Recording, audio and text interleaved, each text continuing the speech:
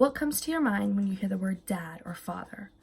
I bet most of you think of the word dad as the man in your life that you look up to and who inspires you. The man that takes you places and loves you and supports you in as many ways possible. But for me, it's just a little different. Imagine you hear the word dad and the things that come to your head is the man that divorced your mom when you were only 3 months old. And the reason you don't know him at all is that he doesn't want to know you or have anything to do with you.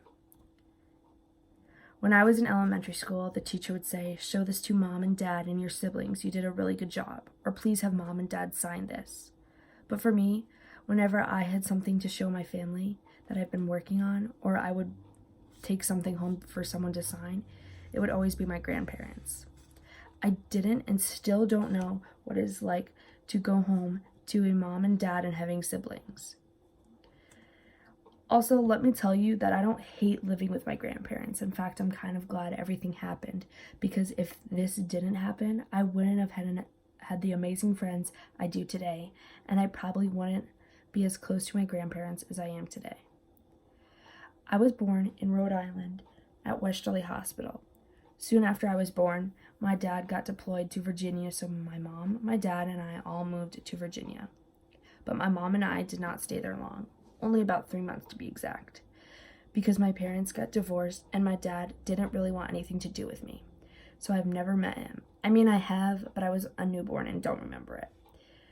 So after me and my mom moved home, we didn't really have anywhere to go.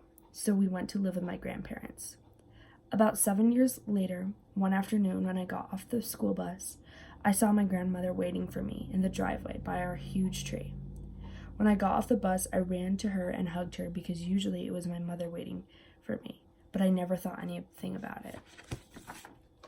When I got inside, I couldn't find my mom, so I went to my grandmother and asked her where my mom went. So my grandmother sat me down and told me that she moved out because this place wasn't for her, and the only reason why she left me with my grandparents was because the living conditions were better and the support that my mom would have given me wasn't as good as the support my grandparents would be able to give me. As I got older, I started to understand that she didn't just leave me because it wasn't her place. It's something else. It had to be something else, but I didn't know what it was. But I was never mad at her because she wasn't the parent that didn't want anything to do with me, aka my father. She was the one that took me when my dad didn't want me and didn't take me when she left my grandparents because she knew it was better for me if I stayed with my grandparents. I knew she was doing everything with my best interest in mind. As I got older, there would be times that I really wanted to meet my father and ask him why he left and didn't want anything and didn't want me, or if it was because he wasn't ready to be a father, or if it was something else. But then there's another half of me that wants to meet him and be like, yeah, it sucks growing up without a father, but I grew up just fine with a wonderful family that supported me in every way possible. And because of that, I am the best Hannah Jones I can be. But once I got into high school, I realized that if he wanted to meet me or know me, he would have tried to get in contact with me or my family already. A few years ago, I was thinking about how my father was not a part of my life and my mom and dad got divorced and how much it sucked. As I was thinking, I thought about what I would change if I could go back in time. So I started thinking about how I would want my parents to still be together and happy, and I would want my father to care about me and to be happy to be my father. That's all. I just want those two things, and I would be the happiest daughter alive. But as I kept thinking about it and realizing that I wanted to go back and change things that were out of my control, the only people that would be able to change the past were my father and my mother, but not even them could change the past because it's just too late. If I couldn't go back in time and change the things that were out of my control, I knew I could plan my future. And yes, I know not everything goes as planned, but I am going to do everything in my power to make my children's childhood the best it could be, since my childhood was different. And I feel like every child should be given the opportunity to grow up with a mom and dad. If it doesn't work out, at least they're given the opportunity. Being in high school and having to do those Naviance surveys that try to help you find a career path that you might like and want to pursue when you get older, and doing career day really have gotten me to think about my future and what I want to do in my future.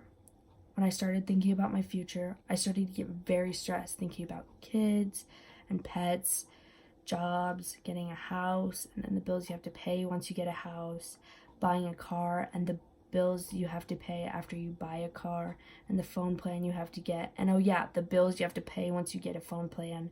It is all just so stressful. I want to go to a college that is right for me. Then I want to find a career that makes me happy and something that I wake up every morning and say I'm excited to do that thing. I want to get married, but not too young, and not too old. I want to marry a man that is loving, goofy, but at the right times, loyal, and most importantly, I want to find a man that loves kids and will do anything for their own and won't leave their families and not want anything to do with them anymore. I want to get a good-sized house, not too small, but not too big, just the right size that it doesn't take forever to be cleaned because I know I'll be the one cleaning. I want to be able to decorate the house the way I like it, like a sectional in the living room, a good-sized TV in the living room, and I also want the kitchen and the living room to be open so you can just walk in either of them, like an open floor plan. I would love to have breakfast nook that I could have breakfast with my family on the weekends, cook pancakes, bacon, and waffles, and just have the time of our lives eating breakfast together. I want to have an in-ground pool and a big fenced-in yard and a huge playscape with a tree thing.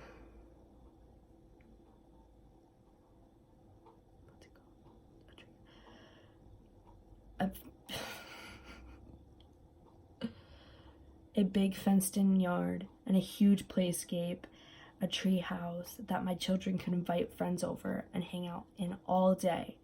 I want a white Jeep Grand Cherokee that my children and their friends could come in whenever they wanted, like a family car.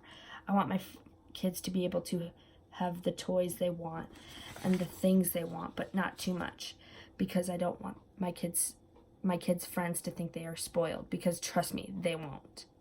I want my kids to be helpful and nice and silly and smart. I want my children to be the best people they can be.